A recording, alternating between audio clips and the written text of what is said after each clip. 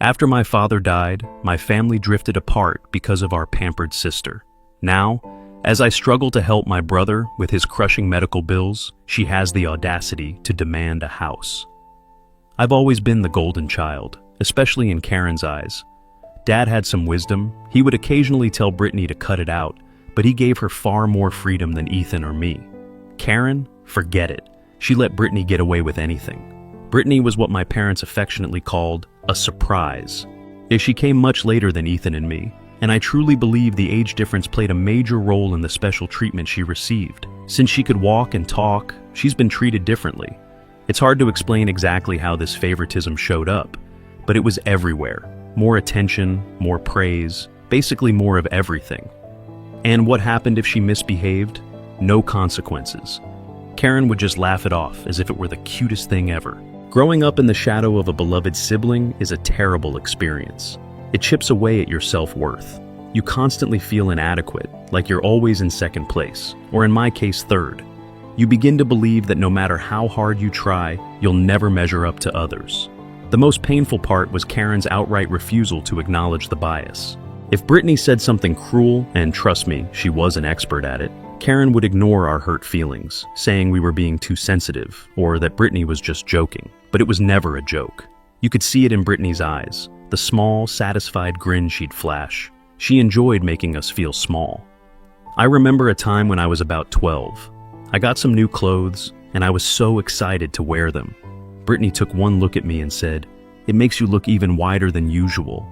Karen just laughed and said, "Oh, Brittany, don't be silly." But I could feel my face flush with embarrassment. It was always like that. Our family seemed split into two teams, Karen and Brittany against the world, and Dad, Ethan and me always on the defensive. Even Dad wasn't a reliable ally. He had often switched sides, probably just to keep the peace. So, what did Brittany do? She relentlessly picked at everything. My appearance, Ethan's career goals, our life choices, nothing was off limits. She had a knack for spotting and exploiting your insecurities. The Thanksgiving incident with Ethan is a perfect example. He was excitedly talking about his literary degree, his love for reading, and his desire to write. Brittany casually called him an unemployed burden in front of the entire extended family at the dinner table. The silence that followed was deafening. Dad muttered something about Brittany crossing the line, but Karen just smiled indulgently. One day, after a particularly tough week at work, I was telling Brittany how exhausted I was. She latched onto that and immediately started her rant about how haggard I looked and how my long hours meant I'd never find a man. I still remember her exact words because they hurt so much. "You look like you haven't slept in days." And honestly, no guy wants a workaholic hag who looks like she's aged 10 years in the past 2. After that, I went completely silent for weeks. I couldn't bring myself to speak to her, and it wasn't just us. She treated friends, extended family, and strangers with the same casual disrespect. Anyone who wasn't Karen was fair game. Ethan and I harbored a deep resentment. We hated Brittany's cruelty, but we hated Karen even more for enabling it. I recall having a particularly intense debate with Ethan, during which I stated that we despised her for it, referring to Karen's unflinching support for Brittany's behavior. I know it seems harsh, but it's the honest truth about how we felt. I believe Brittany's physical attractiveness contributed to her difficulty coping. She appeared conventionally attractive. I know it sounds petty to admit, but it is relevant. It is simpler to regard insults from someone you consider equal, or even someone you regard as inferior to you. However, when someone who is commonly regarded as gorgeous tells you that you are not, it is taken more seriously. It plants the seed of doubt in your mind. I began to question my own appearance and worth. Looking back with the advantage of hindsight and therapy, I believe Brittany's relentless urge to criticize others stemmed from her own deep-seated insecurity. She did not follow a traditional career path. She dabbled in freelance graphic design, but it was more of a pastime than a profession. She depended greatly on our parents, both financially and emotionally. Perhaps she belittled others to compensate for her own perceived flaws. Ethan and I tried to disregard her words until we were 25. Things changed radically. Dad died 8 years ago, and he was, in many ways, the glue that held our fragmented family together. Despite his own role in the imbalance, he wasn't ideal. He certainly tolerated Brittany's behavior more than he should have, but he was the one who periodically attempted to mediate, to smooth things over, to keep some sort of order. His death devastated their fragile connection. After he left, Ethan and I began to move apart from Karen and Brittany. It began slowly, with fewer phone calls and visits. We'd still see them at big family gatherings, the rare holiday, and maybe Christmas, but only on special occasions, if we felt like it, if we wanted to. We could make that phrase our motto. Then it became an intentional decision. We actively began avoiding them. A wall, as I've learned to call it, had formed between us and them. Honestly, I liked the wall. It provided a much-needed barrier, reducing exposure to Brittany's attacks and witnessing Karen's angry enabling. Initially, following Dad's illness and final death, we made real attempts to retain communication. We felt obligated, I think, but those attempts were really strained. Each phone contact and visit felt forced and unpleasant. During those brief contacts, Karen would almost always say or do something that reinforced our need for distance. She'd make some lovely remarks about Brittany's non-existent successes or discreetly critique our decisions, reminding us of why we were pulling away in the first place. One especially embarrassing Christmas meal, Karen spent the entire evening extolling Brittany's creative talent, displaying some very horrible drawings Brittany had allegedly done for a large client, who turned out to be a distant cousin. Meanwhile, she entirely overlooked Ethan's recent promotion and my successful completion of a large assignment at work. It was a vivid reminder of the dynamic we were attempting to avoid, and I eventually started making excuses, which became more complicated. We were overloaded with work, we had prior engagements, we were coming down with something, anything to avoid spending time with them. We understood that the emotional cost of those contacts far exceeded any felt familial obligation. Ethan and I shared a tacit, unspoken agreement. We both acknowledged the dysfunction and implicitly agreed that distance was the best option. It wasn't that we didn't want to visit after Dad died, rather, we opted not to. It was not about insulting his memory, it was about safeguarding our own mental and emotional health. Crucially, Karen and Brittany made no meaningful effort to keep communication. They weren't continually phoning, pleading with us to come. The decision to drift away was mutual and unspoken. We were all financially stable, so there was no practical reason for frequent interaction. It was just easier to maintain different orbits. Silence was a relief. Ethan suffered a serious accident a few years back and shattered his ankle. He was between jobs at the time and devoted all of his efforts and resources to the establishment of an online magazine. Money was scarce, and medical expenses were building up. As the CFO of a successful company, I volunteered to assist him in covering the bills. He originally refused, being the fiercely independent individual that he is, but I persisted. I didn't want him to spend his savings just as his magazine was ready to launch. I covered everything: his medication, the considerable physiotherapy he required, and even the cost of a full-time nurse to help him recuperate. To me, it was an obvious choice. It wasn't about the money, it was about supporting my brother, whom I actually cared about and wanted to succeed. It was an expression of sibling love and support. This gesture of charity, however unintentionally, established a hazardous precedent in the minds of Brittany and Karen. A few weeks later, Brittany called me and left me stunned. It was so bold and weird that I immediately assumed she was joking. She told me she wanted to acquire a penthouse apartment, not just any apartment, but a penthouse, and she required my financial assistance. She defended her ridiculous request by claiming that she was embarrassed to still be living with her mother at the age of 28, and that since I had helped Ethan, it was only fair that I also aided her. She carelessly forgot to disclose that she only had enough money to pay for half of the cost of this luxurious apartment. My instant reaction was a mix of disbelief and boiling rage. We rarely talked, and when we did, it was generally interrupted by Brittany's insults and hostility, and now, out of nowhere, she is asking for a large sum of money. It was surreal. We had not had a genuine, meaningful chat in years. The last time we spoke, she was busy criticizing my life choices, doubting my career, and making snarky remarks about my appearance. The audacity was amazing. I sought to understand her career, or lack thereof. She billed herself as a freelance graphic designer, although it was more of a casual pastime than a legitimate profession. She had no formal education, no degree, and no portfolio to speak of. She'd made a couple of posters for Dad's firm years ago, but they hadn't been utilized. She pretended to have a list of exclusive clients, but they were mostly family friends drawn in by Karen's constant push. It was certainly not a career that would allow her to afford a penthouse. So, I gave a solid no. I told her straight out that I was not going to support her expensive lifestyle. I suggested, perhaps a little harshly, that she consider finding a real job if she wanted to purchase such pleasures. I know it wasn't the most polite response, but I was honestly taken aback by her entitlement. She took my refusal poorly, as one would expect. She went on a furious diatribe, accusing me of bias towards Ethan. She screamed about how I had readily assisted him with his medical expenditures and how it was my responsibility as the eldest sibling to support her too. She entirely ignored the reality that Ethan's predicament was an actual emergency, whereas hers was a self-induced craving for luxury. I tried to be calm, but my patience was getting thin. I reiterated my refusal, emphasizing that I was not a bank and was not obligated to pay for her unreasonable goals. I was so disgusted by her entitlement and complete lack of self-awareness. It was as if she truly believed she deserved this penthouse simply because she was my sister. The talk quickly turned into a full-fledged dispute, with Brittany's voice reaching near hysterical levels. Finally, I said no one and hung up the phone. I couldn't take another second of her screeching. She phoned back several times, but I ignored every call. I was finished. It was quite evident that our relationship, or whatever pretense of a relationship we had, was entirely transactional for her. She only contacted me when she wanted something, with no consideration for my sentiments or the years of awkward quiet between us. It was completely exhausting.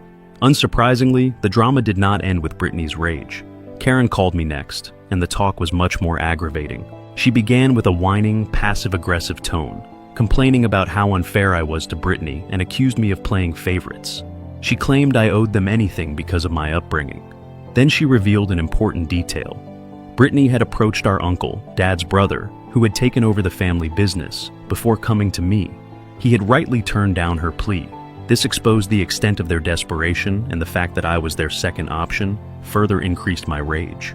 A little background. I purposely chose a career path outside of the family business. I did not want to be involved, neither did Ethan. To be honest, Brittany didn't either until it was convenient for her to pretend differently. After Dad died, his brother took over the company, and Karen lived comfortably on Dad's shares, which had been legally transferred to her as part of his will. Karen then admitted that their financial condition was fragile, owing to Brittany's lavish spending habits. She claimed that providing Brittany the money for the penthouse would make things easier for her in the future, implying that she wanted me to subsidize Brittany's lifestyle so she didn't have to. She then used the standard guilt trip, threatening no contact if I refused to comply with their requests. This was simply ludicrous, given that we were already in a position of very little interaction. I politely pointed out the contradiction, telling her that it wasn't my concern and that Brittany could get a job or stay with her until she was 35 for all I cared. My wrath, which had been building for years, suddenly erupted. I let loose a flood of pent-up rage. I told her she had no right to accuse me of favoritism because she had been doing it my entire life.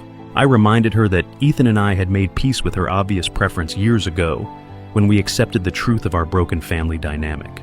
I clearly explained that I owed them nothing, that I had my own life obligations and objectives. She responded with more ranting, accusing me of being ungrateful and disrespectful. She screamed that she never wanted to speak with me again. I chuckled because really, what difference would it make? We scarcely spoke as things were.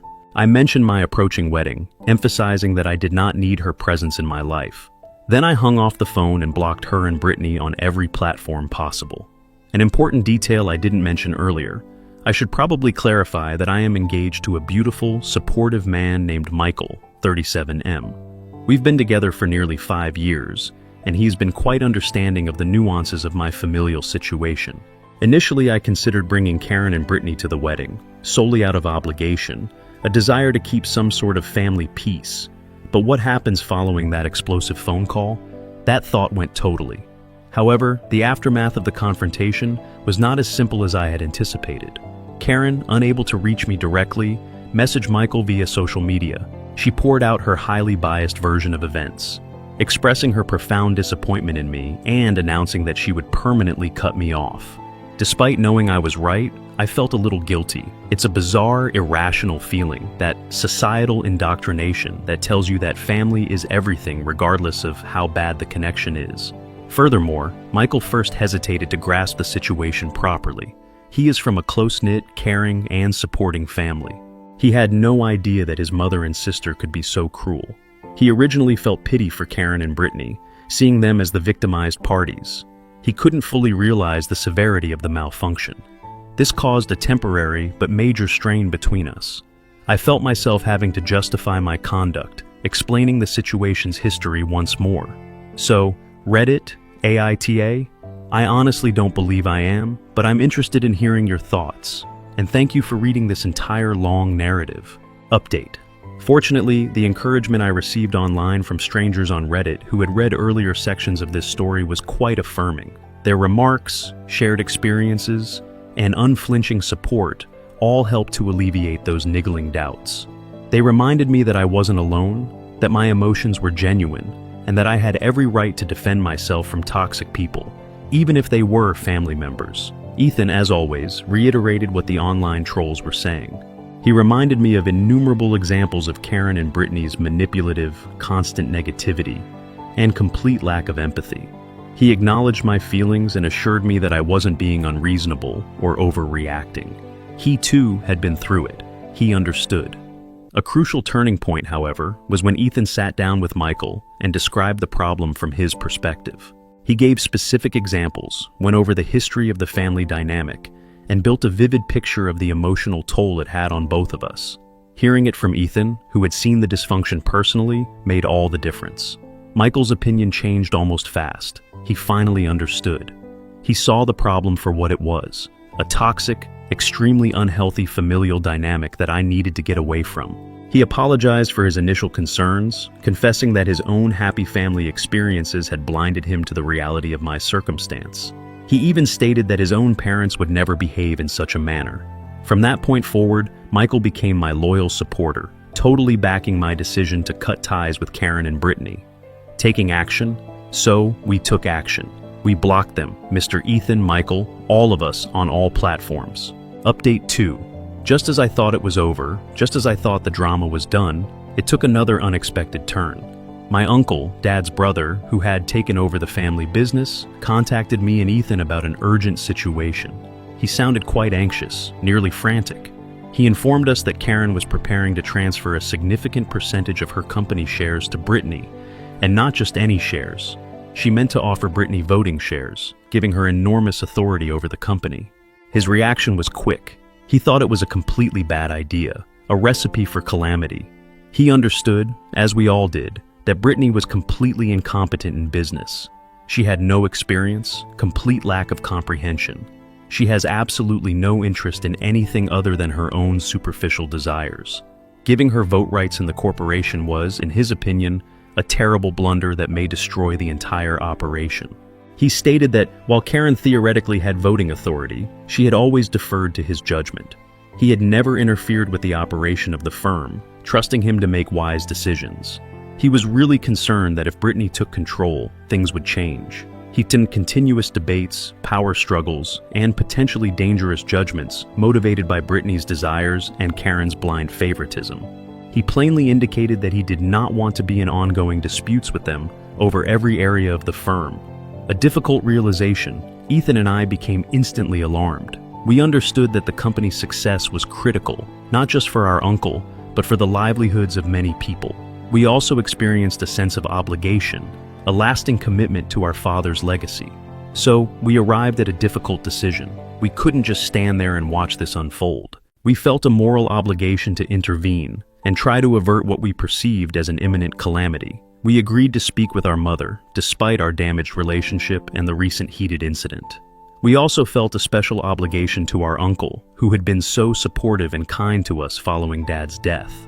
He had, as I previously stated, watched out for us, and we couldn't, in good conscience, leave him to cope with this potential disaster on his own. We were concerned about the company's future, and we felt compelled to safeguard it, even if it meant confronting Karen and Brittany again. Update 3. The confrontation. We braced ourselves and went to see Karen, well expecting that Brittany would be there, and that her presence would make the conversation potentially more difficult. We knew it would be unpleasant, but we believed it was necessary. As expected, Brittany was perched behind Karen like a deadly bird. We jumped right into the subject, expressing our strong objection to the plan to give Brittany voting shares. We labeled it an utterly ridiculous concept, without holding back. Karen originally used a technique of stony silence, refusing to acknowledge our presence or worries. She completely ignored us as if we were not present in the room. Then she changed tactics, stating that we had no right to meddle in her decision and that she had no desire to engage with us. Brittany predictably screamed about how we were envious of her, how we had never taken the opportunity to be part of the family business, and how we were acting as if we owned the establishment. Her voice rose to a fever pitch, and her face distorted with wrath. It was an extremely unpleasant and stressful scene. I anxiously tried to argue with Karen, appealing to her sense of logic and accountability. I informed her on several occasions that Dad had expressly specified that he did not want any of his children involved in the day-to-day operations of the company. He had implicitly trusted his brother, our uncle, and wanted to prevent any future family squabbles or court battles. I highlighted that I had consciously selected a different career path based on Dad's intentions, out of respect for his vision. I begged her, virtually pleading with her, to reconsider her choice, to consider the probable repercussions, the harm she could cause on the corporation, on our uncle, and on everyone who relied on the business for a living. Throughout my attempts to calmly discuss things, Brittany continued to scream accusations of jealousy, hatred, and interference. She even threatened to call the police on us, as if we were trespassers, intruders in our mother's home. It was an insane display of entitlement and rage. Brittany was probably scared. Deep down, she knew that her financial security, her entire lifestyle, was tied to Karen's control over the company. She feared losing that stability and having to rely solely on herself. I also believe Karen's silence during Brittany's outburst was intentional, meant to make me feel terrible, as if I were attacking her. Finally, after what seemed like an eternity, Karen quieted everyone down. In a cold, dismissive tone, she told us we had been disrespectful and offensive, and ordered us to leave. She said she'd think about what we'd said and would inform our uncle of her decision. Brittany, of course, stayed by her side. Ethan and I left. We had done our best, made our point clearly, and appealed to Karen's sense of reason, to her devotion to Dad's wishes, to our concern for the company's future. But we weren't sure if it had any effect. We hoped she'd reconsider, but we braced ourselves for the worst. That night, I spoke with Michael about everything. I assured him that even if things didn't go our way, we had at least tried. Update 4. Surprising results. 2 long weeks passed. Then our uncle called with fantastic news. He told us that, after much thought, Karen had decided not to give Brittany voting rights in the company. Instead, she was going to transfer preferred shares to Brittany, which would give her a steady income, but no control over the company's operations. It was a huge relief. Brittany's potential mismanagement wouldn't pose a threat to the organization for the time being. Our uncle could continue managing it successfully without the constant risk of interruption. Most importantly, Ethan and I had no contact with Karen or Brittany. This was the ultimate victory. The entire ordeal had been incredibly stressful. It felt strange to intervene in a situation that wasn't officially ours to deal with, but we felt ethically obligated to step in, to defend our uncle, to honor our father's wishes, and to ensure the company's future. Edit. Addressing a key assumption. I wanted to clarify something to address any misconceptions.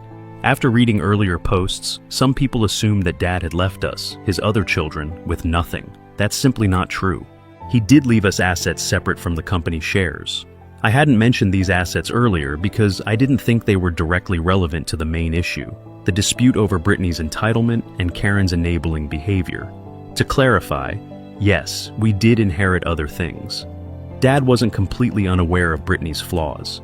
He had a soft spot for her and indulged her more than he should have. I prefer not to focus on the negative aspects of his personality, as I choose to remember him fondly. The key point is that we were never financially dependent on Karen or Brittany. We had our own resources, our own careers, and we live our own lives. Update 5. The final fallout. So, here we are, months later. The no-contact order remains firmly in place, and it has been gloriously peaceful. My wedding is just a week away.